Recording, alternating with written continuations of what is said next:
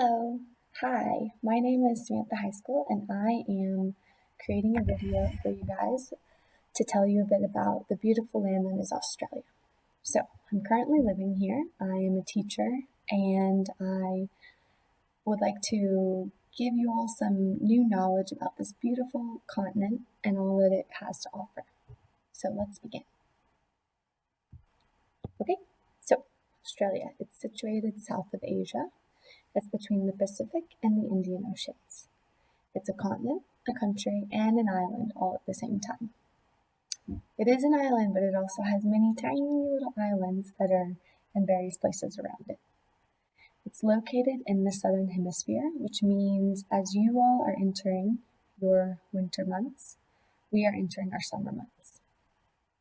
So what's exciting about this is Christmas time here. It's warm, it's hot, and a lot of times it's a beachy holiday.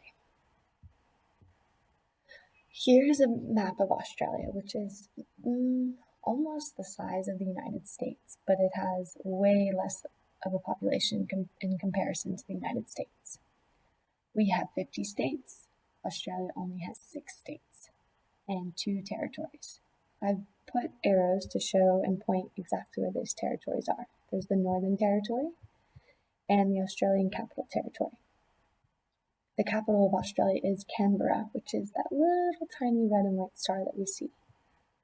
So, I am currently located an hour and a half west of Townsville.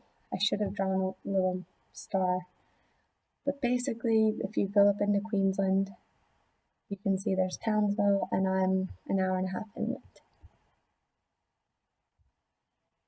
Okay, let's begin talking about the history of Australia. So, in the 1600s, the Dutch came to Australia, and even though it's a beautiful land and it seemed to have a lot to offer, it just didn't quite fit the bill for them. They decided against colonizing the land because it didn't appear to have all the rich resources they were searching for. So, in the year 1770, Captain James Cook came and he claimed the colony as a British colony.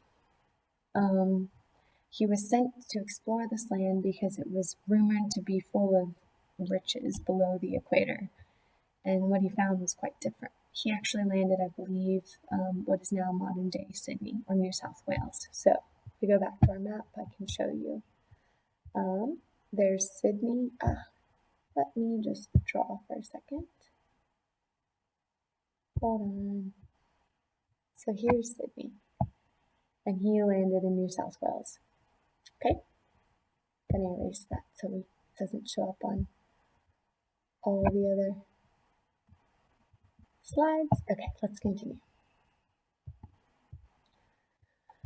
So, the original native people from Australia, the Indigenous Australians, are called the Aboriginals or the Aborigines. They are those who have lived in Australia and the surrounding islands prior to any of the European colonization. They have been here for thousands and thousands of years before the first Europeans ever came to this land. I've included right here this picture of the Aboriginal flag, which is something you will definitely see sporadically throughout the country. It's something that is very quite near and dear to the original people of this land, and they very much feel proud of it. So, the Indigenous Aboriginal arts and cultures of Australia are the oldest living cultures in the world. One of the most well-known sacred sites in Australia is Uluru, and it's located in the dead center of Australia.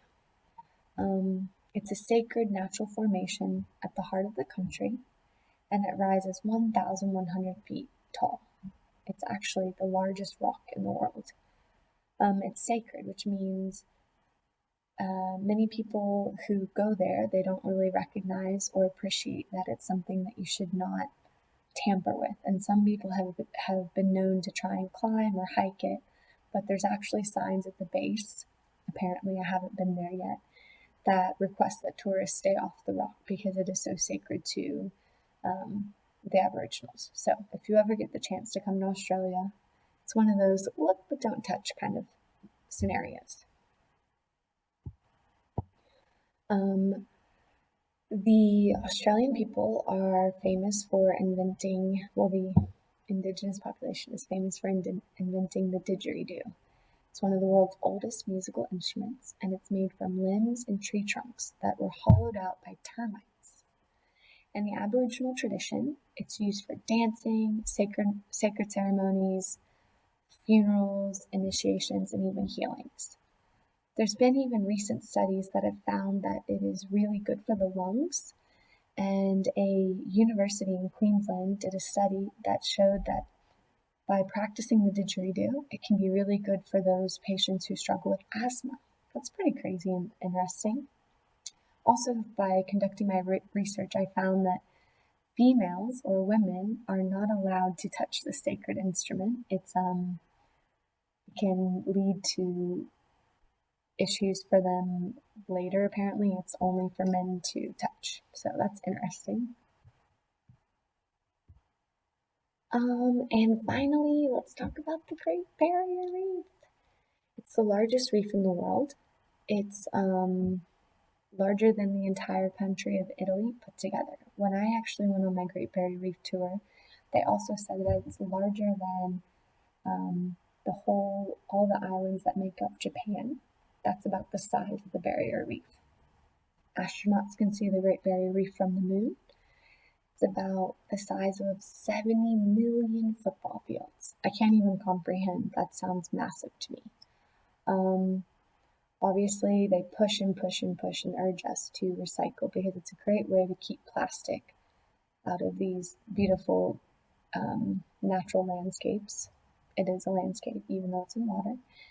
And it keeps the fish healthy, okay? Something else that I learned was it is suffering now from coral bleaching, which comes from rising temperature waters.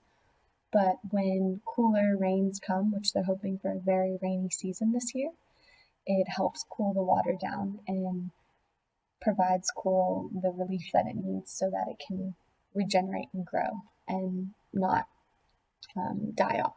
So they had a scare a few years ago. I think it was 2015, 2016, but they were fortunate enough to have a nice cyclone pass through, which isn't really great for many other communities, but that helped cool the water down and regenerate and restart the growth of the coral so it wasn't all dying off.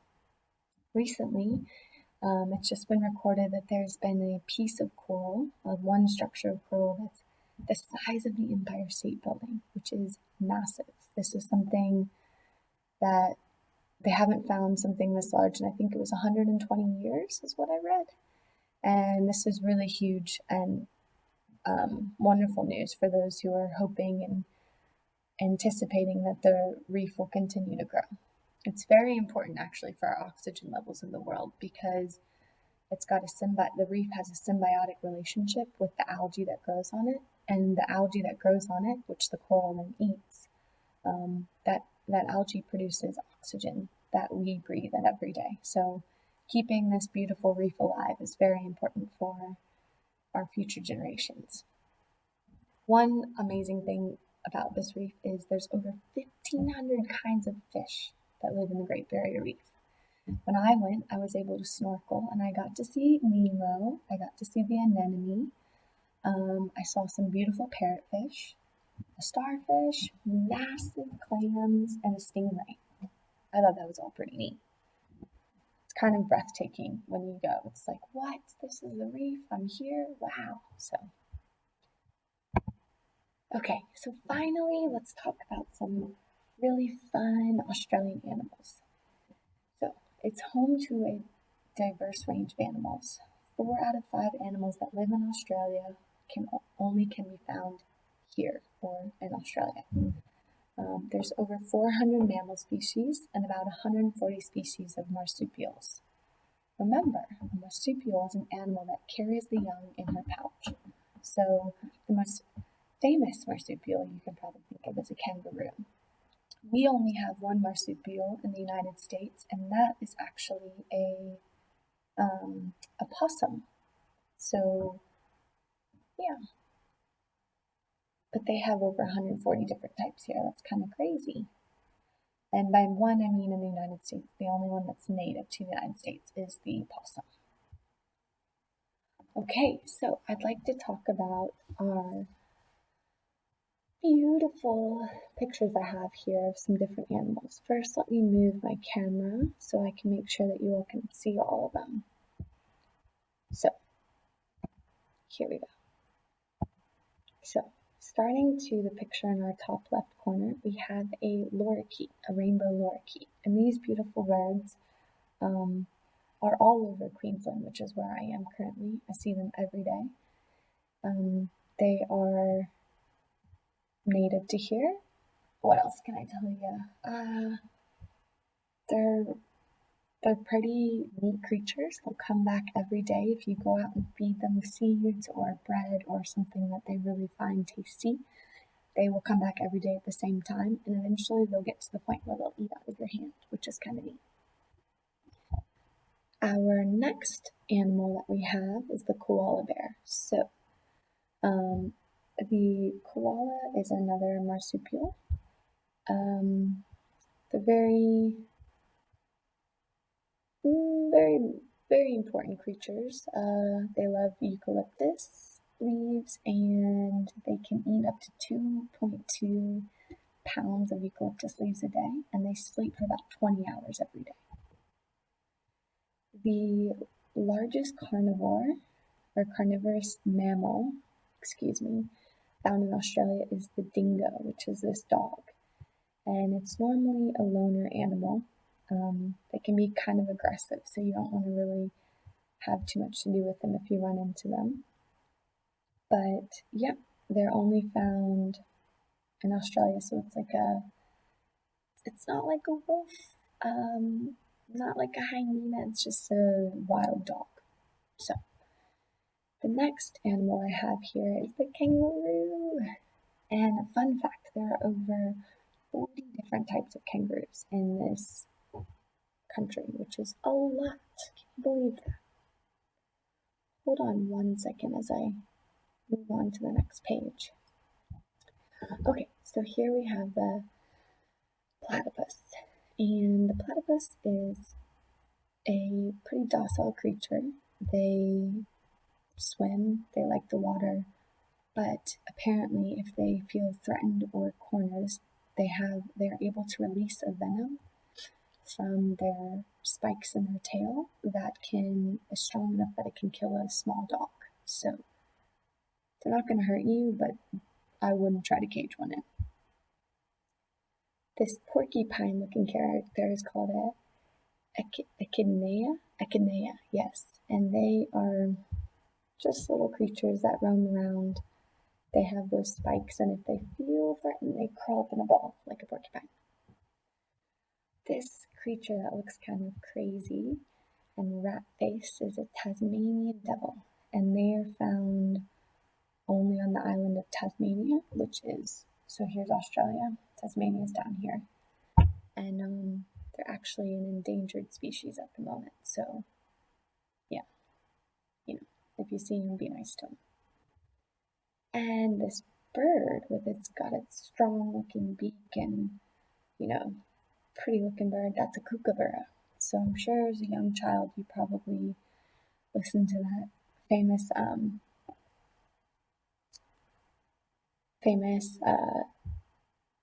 kookaburra song. And they actually sound like laughing, like humans laughing when they're all chattering with each other. So it's a pretty neat sound. If you can ever just YouTube look up what a kookaburra sounds like, they're pretty neat animals. Okay, so here we have a few more, and I know there's some scary ones on this page, but some people might find them pretty fascinating. So the top left corner we have an emu, and emus are the largest bird in Australia, and they're kind of similar to ostriches, but different. They I'm trying to think of what else I could tell you. I know that back in the 1800s, I believe, maybe early 1900s, there was a famous war that happened between um, Australians, those that were working in the outback, and emus. Because they had an overpopulation of emus, they actually fought against them and they lost. The Australians lost the war to the emus, which is crazy. So that's something definitely to look up, and I hope you find a way to research that from the library because it's a pretty neat little war to kind of get some fun facts about. Okay, this dinosaur-looking bird over here with the bill on its head is a cassowary. So a cassowary is actually the most dangerous bird in the world because it has the most forceful kick. They're pretty ruthless animals, and they live up in the northern parts of Queensland and I think parts of the Northern Territory. They like to live in the rainforest regions. I think they eat mainly fruit and some types of insects. I was told when I was traveling through a rainforest that you don't feed them and you don't move too quickly around them. I didn't find any. I was kind of bummed because I was really hoping to see one in person, but that's just how it is sometimes. Okay, now this extremely terrifying looking spider down here is called the funnel web spider. The funnel web spider can be found outside of Sydney, so in New South Wales region. And they're actually one of the most poisonous spiders in the world. I think it is the most poisonous spider in the world. If you are bitten by them and they're extremely aggressive, you have about an hour until the venom takes over. Luckily, they've had an anti-venom developed for many, many years now, and they haven't had a casualty due to a bite from a funnel web spider in over 30 years. So chances are highly strong that you would be fine or you would survive if you were bitten by one of these spiders. They create these crazy holes in the ground that's made out of like a web that looks like a funnel, and the rule of thumb is that if you're out hiking or doing work out in the bush area, that you should kind of stomp loudly, and if you see rocks in what could be an area that they frequent or call home, then you should probably kick that rock over and make sure you don't run into one of them because they can be kind of aggressive. And finally, there are many crocodiles here. So they have saltwater and freshwater crocodiles, and that is something that is very popular in northern Queensland. I haven't seen any, but when you go to the beach, there's certain areas where you can't swim. They have signs everywhere saying, crocodile sightings have been here. And if you run across a saltwater crocodile, I don't think it'd be very good. So, these creatures are incredibly scary in a way too. They can even get up into the freshwater streams. So, it's extremely hot because the northern part of Australia is closest to the equator. Because it's so close to the equator, it's hotter. Because remember, we're in the southern hemisphere. And what you would love most to do, or at least what I would love most to do, especially as we're approaching these summer months, I'd love to go swim in the ocean and swim in a stream and be okay, but it actually turns out that you have to be very vigilant because these crocodiles can be anywhere, and if you run across them, then you don't want to be in water. So, I'll let you all know if I ever run across one, and if I do, I'll make sure I send pictures to Miss Clistic. So, let's continue. Finally, I just wanted to wrap up this presentation with some fun facts about Australia. So, the official name is the Commonwealth of Australia. The capital is Canberra. Total area is 7,700,000 square kilometers. Excuse me. Population is only 25 million people. So I think that the total area, it's like a quarter less than the area of the United States. but it only has about 10%, less than 10% of the US population. The head of state would be the Queen Elizabeth II, and she's represented by a Governor General.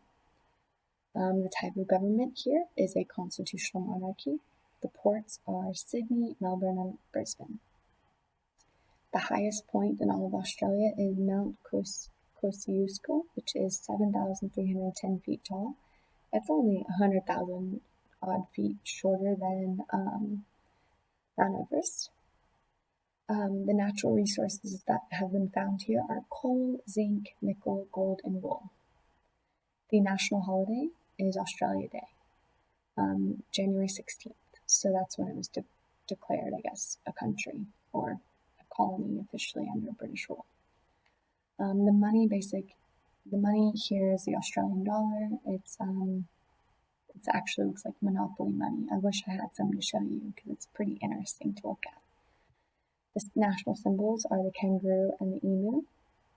And the national anthem is the waltzing Matilda. So I hope you find this information a bit interesting, and maybe it'll spark your curiosity and make you want to learn more about this beautiful country and all that it has to offer.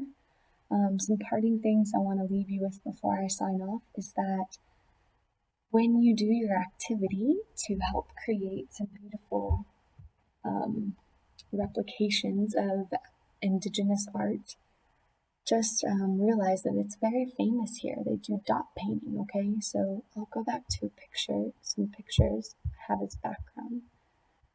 Here we go.